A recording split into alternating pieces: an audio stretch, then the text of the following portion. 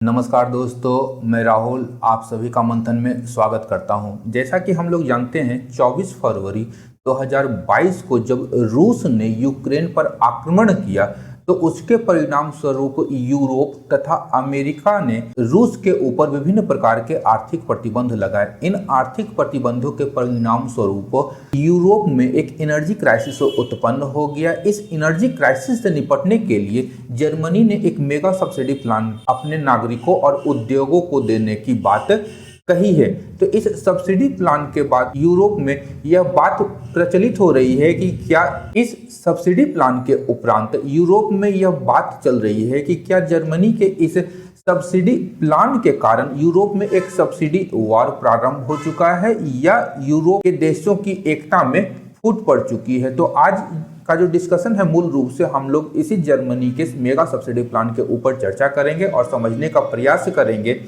कि आखिर यह प्लान है क्या, किस प्रकार से यह यूरोपीय अर्थव्यवस्था को प्रभावित करेगा तथा क्या अप्रत्यक्ष रूप से इस प्लान के सहारे जर्मनी जो है रूस को यूक्रेन युद्ध में उसकी सहायता कर रहा है। इसके अतिरिक्त हम लोग समझने का प्रयास करेंगे कि क्या जर्मनी के इस प्लान के द्वारा यूरोपीय यूनियन की जो एकता है उसमें किसी भी प्रकार की टूट होने की संभावना है। तो यहाँ सबसे पहले खबर क्या आई थी कि जर्मनी जो है अपने नागरिकों के लिए 200 बिलियन यूरो का एक मेगा सब्सिडी प्लान देने वाला है, जिसे जर्मनी की पार्लियामेंट ने भी अप्रूव कर दिया है। 200 बिलियन यूरो का यह मेगा सब्सिडी प्लान था, या यूं कह ले 200 यूएस बिलियन डॉलर का यह एक प्लान है, मेगा सब्सिडी प्लान, जो जर्मनी अपने नागरिकों और उद्योगों को देना चाह रहा है और वहां की पार्लियामेंट जो है इसे एक्सेप्ट कर चुकी है। यहाँ ये सारे प्रश्न हैं जिसकी चर्चा मैं पूर्व में कर चुका हूं, इसके ऊपर हम लोग चर्चा यहाँ पर करेंगे। अब हुआ क्या कि 2020 का जो वर्ष था, इस काल में संपूर्ण विश्व में कोरोना महामारी अपना पैर पसार चुकी थी। इसके कारण जो वैश्विक अर्थव्यवस्था थी वो अस्त व्यस्त हो चुकी थी, जिसके उपरांत जब रूस ने यूक्रेन पर आक्रमण किया तो इस आक्रमण के परिणाम स्वरूप नाटो देश या यूं कह लें यूरोपियन देश तथा अमेरिका ने रसिया के ऊपर विभिन्न प्रकार के प्रतिबंध आरोपित कर दिए। इन प्रतिबंधों को अगर हम एक एक करके देखें तो इसमें मूल रूप से जो था वह था रूस को वैश्विक वित्तीय व्यवस्था स्विफ्ट से बाहर कर देना। इसके अतिरिक्त रूसी ऑयल और गैस के ऊपर विभिन्न प्रकार के प्रतिबंध आरोपित करना अमेरिका और नाटो देशों के द्वारा। इसके अतिरिक्त रशियन बैंक्स के ऊपर या ओलिगार्क्स, रशियन ओलिगार्क्स वैसे व्यवसायी होते हैं जो सत्ता से जुड़े हुए होते हैं, यानी रशियन जो व्यवसायी थे उनके जो भी संपत्तियां या तो यूरोप या अमेरिका में थी उन्हें इन देशों के द्वारा जब्त कर ली गई। वैसे ही एक खबर आई थी कि यूएस में रशियन बिलियनियर ओलेग डेरिप्स्का जो थे उनके ऊपर एक प्रतिबंध लगाया गया। साथ ही साथ रशियन ओलिगार्क्स जो थे उनके सुपर याट्स जब्त कर लिया गया यूरोप में। इसके अतिरिक्त ऑयल और गैस के अतिरिक्त जो रशियन कोल था इसके ऊपर यूरोपीय यूनियन ने बैन लगा दिया। तो इस प्रकार से अगर कुल मिलाकर के देखें तो संपूर्ण वैश्विक व्यवस्था से रूस को एक काटने का प्रयास किया गया, परंतु जैसे जैसे युद्ध आगे बढ़ता गया उसी क्रम में नॉर्थ स्ट्रीम पाइपलाइन, जिसे हम लोग नॉर्ड स्ट्रीम के नाम से भी जानते हैं, इस पाइपलाइन में विस्फोट होता है। इसके परिणाम स्वरूप जो भी बची खुची गैस जर्मनी को या अन्य यूरोपीय देशों को सप्लाई की जा रही थी रूस के द्वारा, उसमें पूर्ण रूप से कटौती हो गई। अब रूस जो है पाइपलाइन के द्वारा जर्मनी को किसी भी प्रकार की गैस की आपूर्ति नहीं कर पा रहा है। इसके अतिरिक्त यदि हम लोग एक तथ्य समझने का प्रयास करें तो कौन सा यूरोपियन देश जो है या किस प्रकार से रशियन गैस के ऊपर निर्भर था, तो नॉर्थ मैसिडोनिया की बात करें तो ये 100% रूसी गैस पर आश्रित है। Finland, Bulgaria, Slovakia, Germany, Italy, Poland, France, यानी ये सारे देश हैं, ये सारे देश आश्रित किस पे हैं? रूसी गैस पे। यदि हम लोग केवल जर्मनी की बात करें तो जर्मनी 56.3 बिलियन क्यूबिक मीटर जो रशियन गैस है उसका इंपोर्ट करता था पाइपलाइन के माध्यम से। वहीं यदि हम लोग इटली, टर्की, नीदरलैंड और फ्रांस की बात करें तो जितना ये लोग गैस की आपूर्ति रूस से ले रहे थे उतना अकेला जर्मनी ले रहा था। तो इस सब के कारण से यूरोप में क्या हुआ, एक एनर्जी क्राइसिस उत्पन्न हो गया, क्योंकि रसिया जो है मूल रूप से यूरोप का ऊर्जा भंडार कहा जाता है और रसिया के द्वारा ही यूरोप को ऊर्जा की सप्लाई गैस हो या ऑयल हो या कोल के रूप में प्रोवाइड करवाई जा रही थी। इस एनर्जी क्राइसिस ने यूरोप में क्या किया कि एनर्जी प्राइसेस की जो कीमतें थी, चाहे वो गैस की कीमत हो, लिक्विड फ्यूल हो या एनर्जी हो या इलेक्ट्रिसिटी हो, इनके कीमतों में भारी बढ़ोतरी कर दी। अब यदि एक एक करके हम लोग यदि देखें तो गैस की कीमत में 51.4%, लिक्विड फ्यूल में 45.2%, एनर्जी में 41.1%, वहीं इलेक्ट्रिसिटी की बात करें तो 29.7% का यहाँ पर 2022 में इजाफा होता हुआ हमें दिखाई देता है। ध्यान रखिएगा 2022 में इस प्रकार का इजाफा होता हुआ दिखाई दिया है। कब? जब रूस के ऊपर विभिन्न यूरोपीय देशों के द्वारा विभिन्न प्रकार के प्रतिबंध आरोपित कर दिए तब। अब इसके पश्चात हुआ क्या आपका कि इसके कारण यूरोपीय देशों में जो इलेक्ट्रिसिटी प्राइस है या गैस प्राइस है उसमें अप्रत्याशित रूप से बढ़ोतरी देखी गई। जहां 2022 में ये यूरोस्टेट का डाटा है।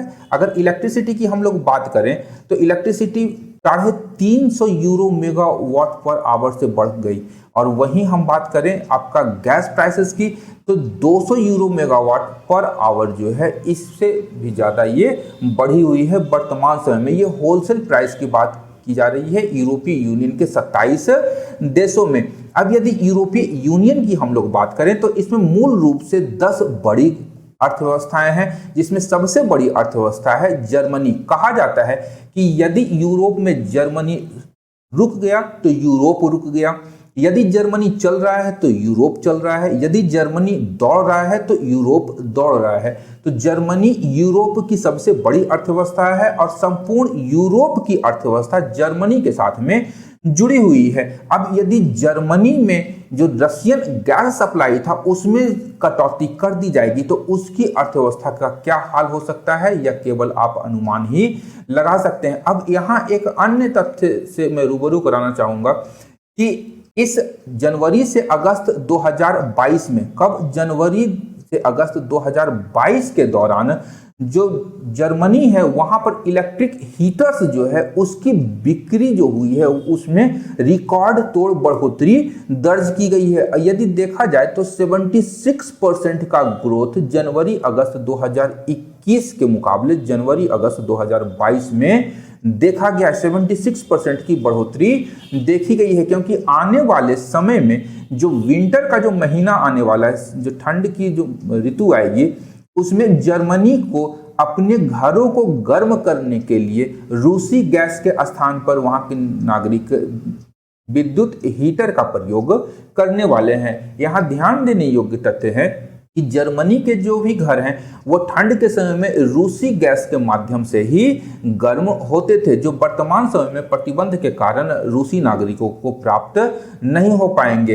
अब इसके कारण क्या हुआ कि यूरोप के विभिन्न देशों में इस एनर्जी क्राइसिस के कारण प्रदर्शन प्रारंभ हो गए। अब ये जो मूल प्रदर्शन है ये मूल रूप से यूरोपीय देशों के द्वारा स्वयं बनाया गया है, क्योंकि ये देश जो है यूक्रेन का समर्थन कर रहे थे और इस समर्थन, यूक्रेन के समर्थन के कारण इन्होंने एनर्जी क्राइसिस स्वयं से उत्पन्न कर ली, रसिया के ऊपर विभिन्न प्रकार के प्रतिबंध लगा करके। और यहाँ ध्यान देने योग्य तथ्य है कि जब रूस ने यूक्रेन पर वार किया तो इसके परिणाम स्वरूप जो बैन लगाया गया था रसिया के ऊपर में, यह सोच करके लगाया गया था कि रसिया जब विश्व से अलग थलग हो जाएगा तो यह यूक्रेन से अपनी सेनाओं को वापस बुला लेगा।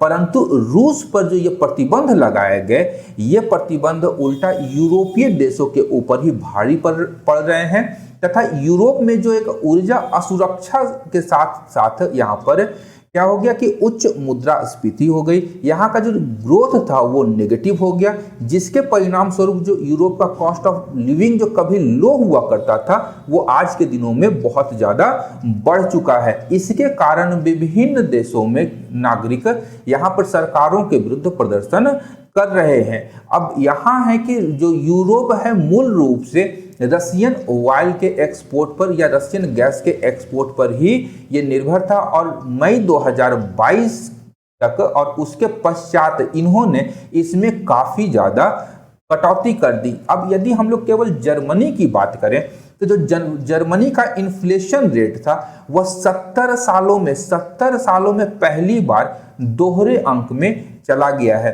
सितंबर 2022 में जर्मनी का जो इन्फ्लेशन रेट था वो 10.9% पर चला गया है। वहीं जर्मनी के जीडीपी क्वार्टर 2 को यदि 2022 के क्वार्टर 2 के हम लोग डेटा को देखें तो ये यहाँ पर जो ग्रोथ दिखाई दे रहा है ये बहुत ही कम दिखाई दे रहा है। 1.3% जो है जीडीपी ग्रोथ, 1.5% जीडीपी ग्रोथ जो है जर्मनी का बताया गया है आईएमएफ के द्वारा। कब? 2022 में G7 देशों के मध्य सबसे कम जीडीपी ग्रोथ करने वाला जो देश होगा वो जर्मनी होगा। यहाँ का जो ग्रोथ रेट है वो केवल 1.5% है। वहीं 2023 के लिए आईएमएफ का जो अनुमान है वो केवल 0.3%, वो भी नेगेटिव ग्रोथ की बात कही गई है। साथ ही इटली को देखें तो इटली के लिए 3.2% 2022 का अनुमान है आईएमएफ के लिए इटली का ग्रोथ रेट। वहीं 2023 में -0.2% का ग्रोथ रेट से ये आईएमएफ के अनुमान के अनुसार इटली का ग्रोथ रेट होगा 2023 में। अब यदि यहाँ पर हम लोग ब्रिटेन को भी ले लें तो वर्तमान समय में 2023 में जो ब्रिटेन का जीडीपी ग्रोथ होगा वो 0.3% पे रहने वाला है, और इटली का हम लोग बात कर ही चुके 0.2% नेगेटिव में, और जर्मनी का -0.3%। ये आईएमएफ का डेटा है 2023 के लिए। तो यहाँ कहीं ना कहीं जो यूरोपीय देश हैं अपने पांव पर कुल्हाड़ी न मार के, कुल्हाड़ी पड़ी हुई थी उस पर जाके अपना पांव मार चुके हैं। यदि हम लोग बात करें यूरोपियन गैस प्राइस बेंचमार्क की तो यह 550% से भी ज़्यादा बढ़ चुकी है। कब? क्वार्टर थ्री में 2022 के क्वार्टर 3 में यह बढ़ चुका है, ऐसा अनुमान ये लगाया गया है। तो अब यहाँ पर जो जर्मनी ने अपने नागरिकों और उद्योगों को जो सब्सिडी प्लान दिया है, तो क्या यह जो मेगा सब्सिडी प्लान है वो किस प्रकार से यूरोप के अन्य देशों को प्रभावित करेगा उसे देख लेते हैं। परंतु आगे बढ़ने से पहले हम लोग संक्षेप में यूरोपीय यूनियन की संरचना को समझ लेते हैं, ताकि जर्मनी के जो सब्सिडी प्लान है जर्मनी का उसे हम लोग बेहतर तरीके से समझ पाए। यूरोपीय यूनियन जो है एक पॉलिटिकल और इकोनॉमिक ग्रुपिंग है 27 देशों का, जो कि शेयर डेमोक्रेटिक वैल्यूज साझा करते हैं।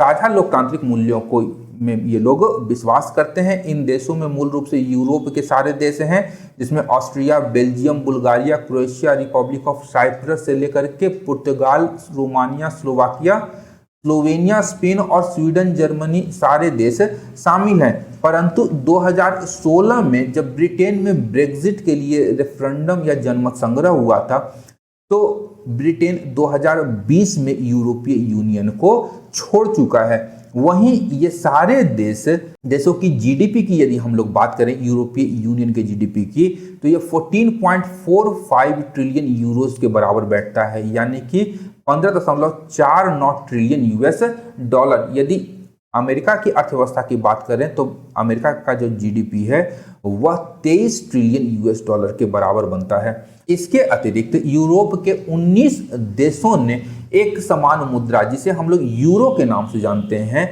यूरो बनाई, और जो भी देश ने यूरो अपनाया है उसे मूल रूप से हम लोग यूरो जोन के नाम से जानते हैं। परंतु यहाँ पर एक तथ्य ध्यान रखिएगा कि जो भी यूरोपीय यूनियन के देश है, चाहे वो देश बड़े हों चाहे छोटे हों, इनमें आर्थिक रूप से असमानता विद्यमान है। यदि हम लोग इटली को यहाँ पर छोड़ दें, तो ये जो सारे देश हैं, आप इसे पूर्वी और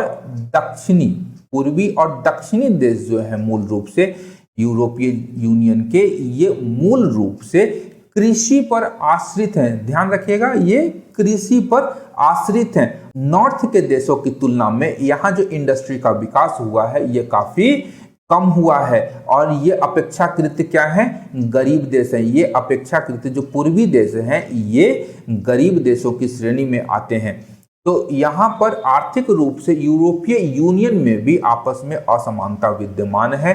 यदि यूरोपीय यूनियन की हम लोग बात करें तो इस संगठन में आपका जर्मनी हो गया या स्पेन ले लीजिए, इसके ऐसा बड़ा आर्थिक शक्ति वाला देश भी है या बड़े देश भी हैं।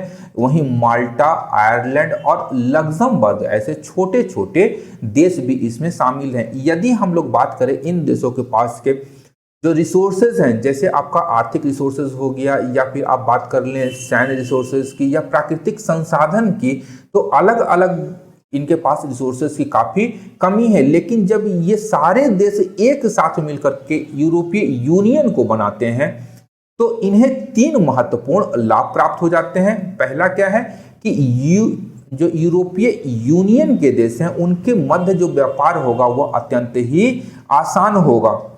अब होता क्या है कि यदि कोई व्यक्ति, कोई व्यापारी है जो जर्मनी से स्पेन अपना सामान भेजना चाहता है, तो यहाँ पर जर्मनी के उस व्यापारी को किसी भी प्रकार की इंपोर्ट ड्यूटी नहीं लगेगी या किसी प्रकार का परमिट नहीं लेना पड़ेगा। इसके अतिरिक्त जो करेंसी कन्वर्जन है, क्योंकि यहाँ पर एक मुद्रा चलती है वह है यूरो, तो करेंसी कन्वर्जन कराने का भी यहाँ पर झंझट नहीं होगा। और 19 देशों के द्वारा जो ये मान्यता दी गई है यूरो को अपने करेंसी के रूप में, तो यहाँ पर किसी भी प्रकार का एक्सचेंज रेट भी जर्मनी के उस व्यापारी को नहीं देना पड़ेगा। यहाँ पर उसे केवल जो ट्रांसपोर्टेशन कॉस्ट है, यानी जर्मनी से स्पेन उसे अपने सामान को भेजने में जितना कॉस्ट लगेगा केवल वही उस व्यापारी को बियर करना होगा। तो यह जो संगठन है यूरोपीय यूनियन, यह यूरोप के छोटे छोटे देश जैसे लग्जमबर्ग आदि को यूरोप की बाहर की जो विशाल अर्थव्यवस्थाएं हैं उनकी मोनोपोली से इन्हें बचाता है। यहाँ पर हम एक उदाहरण ले सकते हैं कि लग्जमबर्ग और इंडिया का।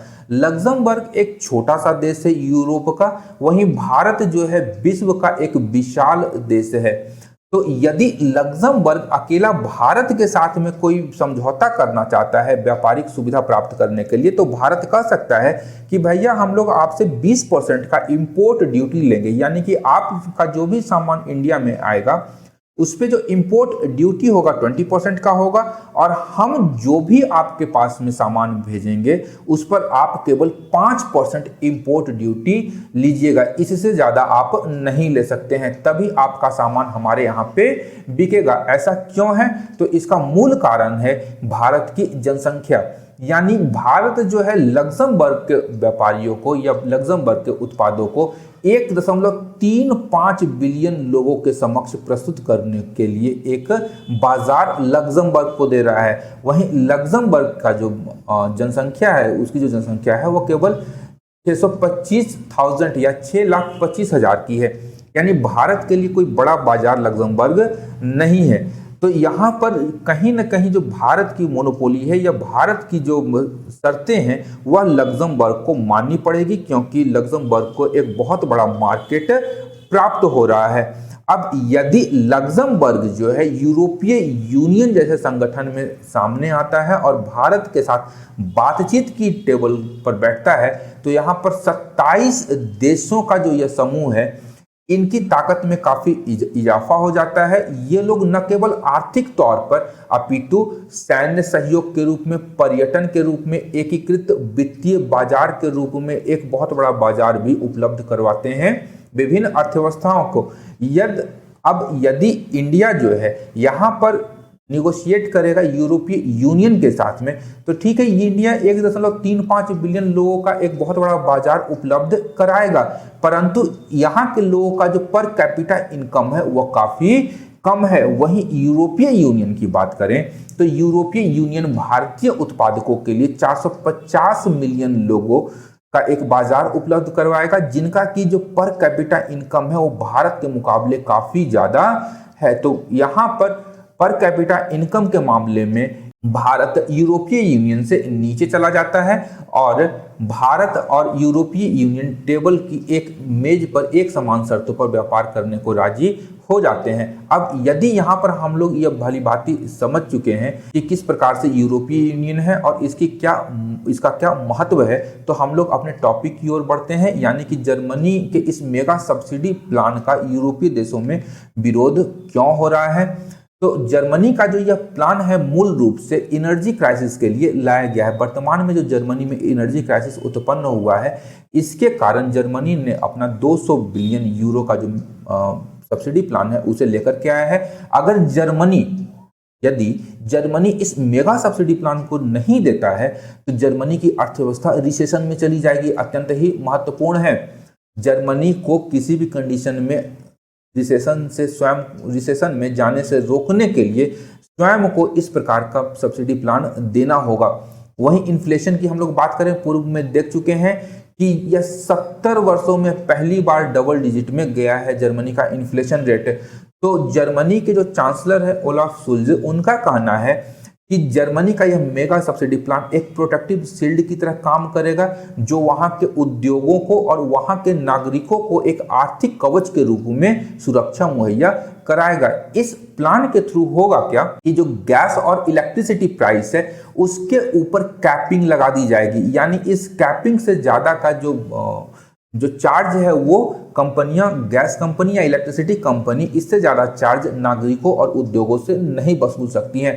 तो यदि उत्पादन जो हो रहा है उसका कॉस्ट मेरा बढ़ गया, सरकार ने कैपिंग लगा दी, तो बीच का जो ये गैप है, इस गैप को जर्मनी के इस सब्सिडी प्लान के द्वारा पूरा किया जाएगा।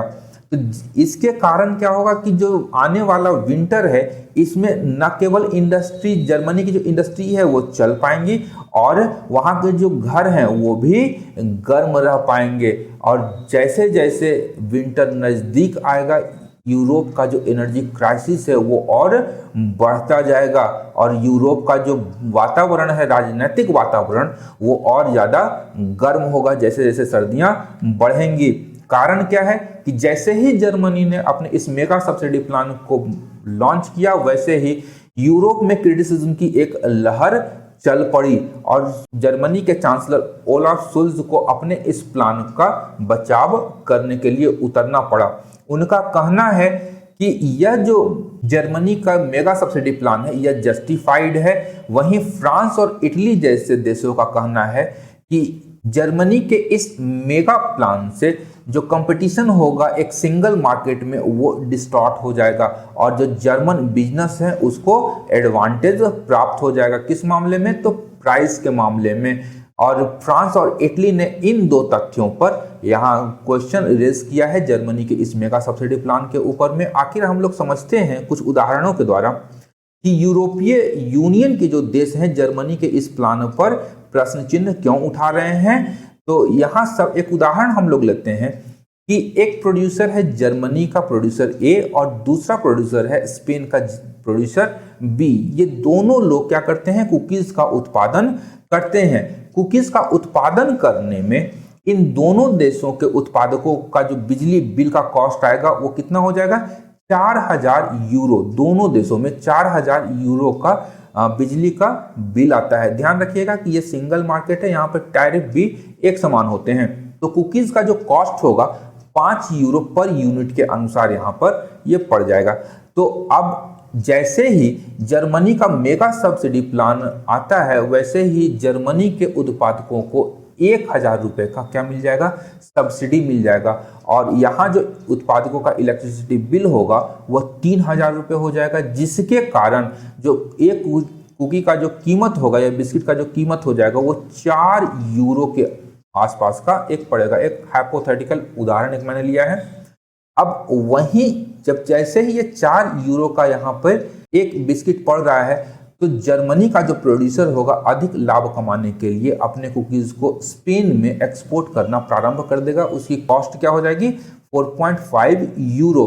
क्योंकि वहाँ पर किसी प्रकार का इंपोर्ट ड्यूटी नहीं है, किसी प्रकार का कस्टम शुल्क नहीं है। वहाँ पर केवल क्या है, एक्सपोर्टर को ट्रांसपोर्टेशन कॉस्ट देना है और उस ट्रांसपोर्टेशन कॉस्ट के अनुसार अभी भी जो कुकी का कीमत है प्रोड्यूसर ए का, वह स्पेन के प्रोड्यूसर के मुकाबले 0.5 यूरो कम होगा। अब इसके कारण जो प्रतियोगिता होगी, प्राइस वॉर जो होगा, तो स्पेन का जो प्रोड्यूसर होगा अपना उसको प्लांट बंद करना होगा, क्योंकि ये जर्मनी के प्रोडक्ट के सामने नहीं टिक पाएगा। तो पूर्व से ही जिस देश की अर्थव्यवस्था नकारात्मक की ओर जा रही हो, वह इस बंद हुए उद्योग के कारण और उसमें गिरावट आ जाएगी। वहीं हम लोग देखें दूसरे उदाहरण के रूप में, तो जैसे ही रशिया यूक्रेन वॉर प्रारंभ होता है तो यूरोपीय यूनियन और अमेरिका ने रूस के ऊपर विभिन्न प्रकार के आर्थिक प्रतिबंध लगा दिए। जब आर्थिक प्रतिबंध लगाए तो जर्मन सिटीजन और स्पेनिश सिटीजन का यहाँ पर हम लोग एक उदाहरण ले लेते हैं। यहाँ पर क्या है कि यदि जर्मन सिटीजन के पास प्रत्येक महीने 2000 यूरो पर मंथ का डिस्पोजेबल इनकम था और उतना ही डिस्पोजेबल इनकम स्पेन के नागरिक के पास बच रहा था, तो इस युद्ध के कारण जो 400 यूरो का अतिरिक्त जो इलेक्ट्रिसिटी बिल आ रहा है वह दोनों ही देशों में बराबर आ रहा है, जिसके कारण दोनों ही देशों के जो नागरिक हैं उनका डिस्पोजेबल इनकम घट करके 1600 यूरो पर मंथ का हो जा रहा है। अब जैसे ही जर्मन सरकार के द्वारा दिया गया मेगा सब्सिडी प्लान इफेक्ट में आता है, तो जर्मनी में जो इलेक्ट्रिसिटी का जो बिल होगा ये 300 यूरो हो जाएगा और यहाँ के नागरिकों का जो डिस्पोजेबल इनकम होगा वह 1700 यूरो पर मंथ का हो जाएगा। वहीं स्पेन के नागरिकों का जो डिस्पोजेबल इनकम होगा वो अभी भी 1600 रुपये पर मंथ यूरो के रूप में ये यहाँ पे आ रहा है। अब इससे क्या होगा, तो डिस्पोजेबल इनकम 100 यूरो ज़्यादा है जर्मनी के सिटीजन का, तो कोई भी कंपनी जो कि कोई भी कंज्यूमर ड्यूरेबल गुड्स बनाती है वह सबसे पहले कहाँ बेचना पसंद करेगी, वहाँ पर जहाँ पर उनका सामान आसानी से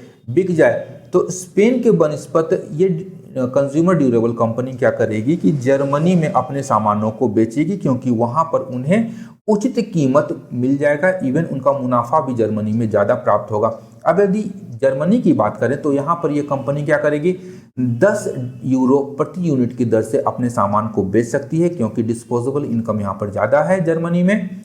वहीं स्पेन में अगर बेचना होगा तो 8 यूरो प्रति यूनिट की दर से उसको बेचना होगा, क्योंकि यहाँ पर डिस्पोजेबल इनकम कम हो जाता है या कम मात्रा में स्पेन में सप्लाई करनी होगी।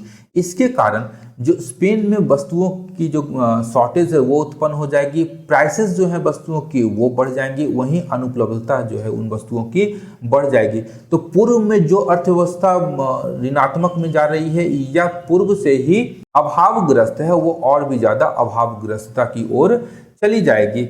तो यहाँ पर इस प्रकार का यह जो जर्मनी का जो मेगा सब्सिडी प्लान है यह जर्मनी की अर्थव्यवस्था के ऊपर प्रभाव डाल रहा है।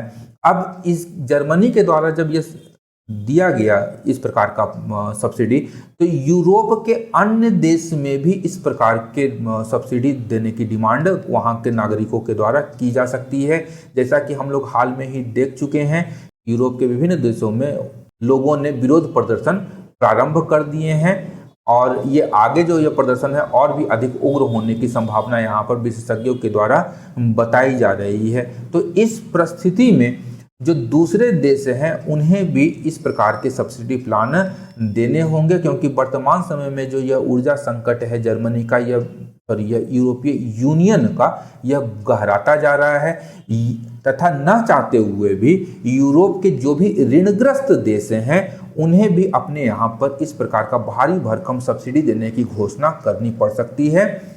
और इस प्रकार से यूरोप में एक प्रकार का एक सब्सिडी वॉर प्रारंभ हो जाएगा, क्योंकि कोई भी सत्ता अपने नागरिकों को मरने नहीं दे सकती है तथा अपनी वह सत्ता गंवाना नहीं चाहती है। यदि हम बात करें ग्रीस, इटली, पुर्तगाल, स्पेन, फ्रांस, बेल्जियम और साइप्रस की, तो इनका जो ऋण जीडीपी अनुपात है यह 100% से भी ऊपर है। वहीं जर्मनी की बात करें ये लगभग 75% के आसपास का है। और यूरो एरिया, जहां यूरो एक मुद्रा के रूप में प्रचलित है, वहां का जो है ये 95% के ऊपर है और यूरोपीय यूनियन भी 90% के आसपास का जीडीपी डेट रेशियो का जो अनुपात है वो Q1 2022 का ये दिया गया है। तो यहाँ पर ये बने हुए हैं। अब यदि हम लोग बात करें भारत के बिल्कुल पड़ोसी देश श्रीलंका की, तो जब श्रीलंका में सत्ता का परिवर्तन हुआ था तो वहाँ पर जो जीडीपी का रेशियो जो था डेट के मुकाबले वह 105% था। 105% का वहाँ पर गवर्नमेंट डेट और जीडीपी का रेशियो था। तो श्रीलंका उस समय कोलैप्स हो गया। और इन देशों की बात कीजिए जहां पर 100% से ऊपर ऑलरेडी जो डेट का रेशियो है वो जा चुका है। तो यहाँ पर कहीं न कहीं जर्मनी के द्वारा जो यह सब्सिडी प्लान दिया गया है यह यूरोप को प्रभावित कर रहा है और आने वाले समय में अन्य देशों को भी जर्मनी की तरह ही अपने यहाँ पर एक सब्सिडी प्लान अपने नागरिकों के लिए लाना पड़ेगा। यदि यूरोपीय देशों के द्वारा इस प्रकार का प्लान नहीं दिया गया तो वहां पर सिविल अनरेस्ट हो सकता है, क्योंकि एनर्जी प्राइसेस काफ़ी ज़्यादा हाई हो चुके हैं, जिसके कारण यूरोप के कई देशों में हम लोग देख सकते हैं कि सत्ता में परिवर्तन हो सकता है। या फिर यह हो सकता है कि यूरोप के देश मेड इन जर्मनी या जर्मनी में जो सामान का उत्पादन हो रहा है उस पर हाई इंपोर्ट ड्यूटी लगा सकते हैं, परंतु यह भी फिजिबल नहीं है, क्योंकि बहुत सारी वस्तुओं के लिए इन्हें जर्मनी के ऊपर आश्रित रहना पड़ता है। तो जैसे जैसे यूरोप में ठंड बढ़ेगी वैसे वैसे वहाँ पर जो गैस के प्राइसेस हैं उसमें बढ़ोतरी होगी, जिसके कारण यूरोजोन का जो इन्फ्लेशन है वो लगातार बढ़ता जाएगा। और वर्तमान समय की बात करें तो एनर्जी और फूड के कारण इसके कारण यूरोजोन का जो इन्फ्लेशन रेट है वो 10.7% की दर से ये बढ़ चुका है। तो 10.7% की दर पर वर्तमान समय में यूरोजोन का जो है इन्फ्लेशन रेट बना हुआ है। वहीं हम लोग बात कर रहे हैं जो IMF का वर्ल्ड इकोनॉमिक आउटलुक रिपोर्ट है उसके अनुसार जर्मनी, फ्रांस, इटली और स्पेन जो यूरोप की बृहद अर्थव्यवस्थाएं हैं इनका जो जीडीपी ग्रोथ है अत्यंत ही न्यूनतम जा रहा है या आने वाले समय में ऋणात्मक हो जाएगा, जिसके परिणाम स्वरूप जो कॉस्ट ऑफ लिविंग है वह यूरोप में बहुत ज़्यादा बढ़ जाएगी और यूरोप को कुछ रेडिकल चेंजेस करने पड़ सकते हैं। और उस रेडिकल चेंज में हो सकता है कि यूक्रेन का जो समर्थन कर रहा है यूरोप रशिया यूक्रेन युद्ध में उसे वापस भी लेना पड़ेगा, क्योंकि कोई भी सत्ता अपने नागरिकों को मरने देना नहीं चाहती है। तो इसके कारण ये हम लोग देख चुके कि क्या हो सकता है, और यहाँ पर हो सकता है कि यूक्रेन से भी समर्थन वापस ले ले। जैसा यहाँ हम लोग एक उदाहरण से समझ सकते हैं कि चेकोस्लोवाकिया में प्रदर्शन कर रहे प्रदर्शनकारियों ने सरकार को कहा है कि आप रूस से गैस पर बातचीत कीजिए और इस जो ठंड आ रही है उसके लिए हमें गैस चाहिए। तो सरकार के ऊपर भी दबाव नागरिकों के द्वारा प्रदर्शन के माध्यम से बनाया जा रहा है। तो कहीं ना कहीं जर्मनी का जो ये मेगा सब्सिडी प्लान है अप्रत्यक्ष रूप से रूस की सहायता करेगा, और हो सकता है कि इस प्लान के कारण जर्मनी के कुछ देश जो है रूस से डायरेक्ट एनर्जी सप्लाई के लिए बातचीत प्रारंभ कर दें, जिसके कारण जो यूरोपीय यूनियन की जो एकता है उसमें टूट उत्पन्न हो सकती है और यूक्रेन युद्ध में वो यूक्रेन का समर्थन छोड़ सकते हैं। अब वर्तमान सिनारियो में यदि जिस भी यूरोपियन कंट्री को अपने यहाँ पर कॉस्ट ऑफ लिविंग को नीचे रखना है तो उन्हें व्लादिमीर पुतिन से प्रत्यक्ष रूप से बातचीत करनी होगी या जर्मनी की तरह मेगा सब्सिडी प्लान देना होगा। तो कहीं ना कहीं जर्मनी का जो ये मेगा सब्सिडी प्लान है यह यूरोपीय यूनियन की एकता में व्यवधान डाल रहा है, खलल डाल रहा है, या कहीं ना कहीं ये यूरोपीय यूनियन को तोड़ सकता है। तो आज का जो हमारा सेशन था यहीं पर समाप्त होता है। उम्मीद करता हूँ कि आज के सेशन में जो मैंने जानकारी साझा की है आप लोगों से, आप लोगों को पसंद आई होगी, साथ ही साथ आपकी तैयारियों में महत्वपूर्ण भूमिका निभाई होगी। आप इस सेशन को अपने फ्रेंड्स के साथ भी शेयर कर सकते हैं। साथ ही साथ यदि आपको इस सेशन से संबंधित आपके कोई भी विचार हैं या कोई सुझाव हैं या कोई प्रश्न है तो आप नीचे जो कमेंट बॉक्स है वहां आप कमेंट कर सकते हैं। अंत तक देखने के लिए धन्यवाद। देखते रहिए मंथन, क्योंकि मैं इस प्रकार के वीडियोस लाता रहता हूं। Thank you.